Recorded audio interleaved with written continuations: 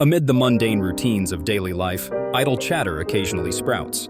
Like weather vanes standing alone in the backyard of consciousness, words swivel their necks, devoid of meaning, yet reading the wind. The drunkard sits there, motionless. He regards the distortion of the ceiling reflected at the bottom of a 1-liter bottle as the sky, swallowing the world without uttering a word. The brain that has traveled beyond the realm of wisdom and folly is now as straight as a stick, yet it harbors a turbulent vortex within. Simply sitting, simply seeing, simply embodying the essence of simply surrendering oneself to the expansion of existence. Casual conversation is the hidden passageway to another world, lurking within the folds of daily life. The drunkard knows this.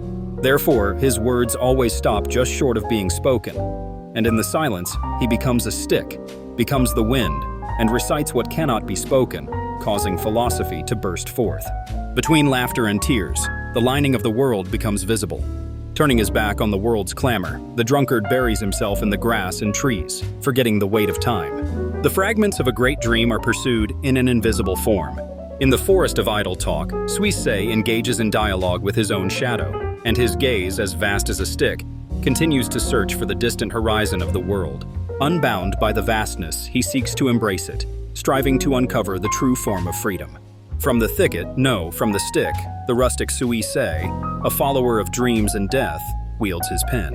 In the depths of his aged, intoxicated eyes, time is nothing but the flickering of the horizon. There is no logic there, only the blank space of Sozoro. Sitting on the edge of a dream, thoughts lighter than cigarette ash drift through the air. Like an awkward bamboo horse, he fails to straddle the future and the past with both feet, laughing with creaking knees. Though he yearned for the great, he contented himself with being a monotonous existence, like a stick. Like the disguise of an unspeakable theme, he does not betray even when thrown. Only when one listens closely to the depth of that void does the shadow of the drunkard finally lift from the ground. No, he was never on the ground to begin with. Ah, so it's a stick and a grate, a wise man narrowed his eyes. Then you were tracing the skeleton of nothingness, carried away by drunkenness. Was it a mockery, or a signal of complicity sleeping at the depths of words? Suisei did not respond. Instead, he dropped a period on the ground. And again, idle talk began, not to fill the gaps in life, but rather to pierce them and let the wind through. Within the folds of that complexity, it floats in a minute space as the reverberation of sound waves. Existence is one of the optical labyrinths that carves waves into the fluid.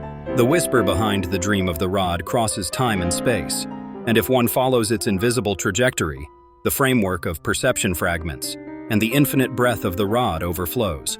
Transcending the boundaries of gravity, the drunken life reconstitutes its core within the flux of existence, beyond the silence that echoes beyond the threshold of perception. When shut out by an ear-splitting silence, one drifts along the periphery, the sanctuary of non-existence, or the dust mound of inaction. The main thread has long since been severed, a drifter intoxicated by life itself, surrendering to the flow of time. One who turns away from the harsh light of awakening and caresses the darkness of slumber. His gaze is vacant, his footsteps uncertain. The contours of existence are vague, but when he stands on the stage of this idle talk, something stirs within him. Words that had been buried deep in his soul, or that had flown in from far away, hatch like eggs. I know the navel of the universe. I sense the tremor of the single point that is the origin of all things. These fingertips hold the power to rewrite the orbits of stardust. Truth is as fleeting as a bubble, yet that fleeting moment transcends eternity. Our lives are nothing, yet this nothingness is the vessel of omnipotence. His words swell. They can only be described as exaggerated. The distinction between fiction and truth is ambiguous. No, the distinction itself is a groundless, magnificent, or ridiculous discourse spewed forth from a petty existence in this idle talk. The reality of trying to artificially inflate one's existence in this place is trivial. Even if there are listeners, they do not question the truth of this drunken discourse, for this is a casual conversation, a place removed from the main thread, a place where truth is irrelevant. The casual conversation continues. The drunkard speaks, the exaggeration swells, and nothing changes. Nothing remains. What remains is only the ambiguous atmosphere and the echo of baseless grandeur reverberating in the depths of the ear.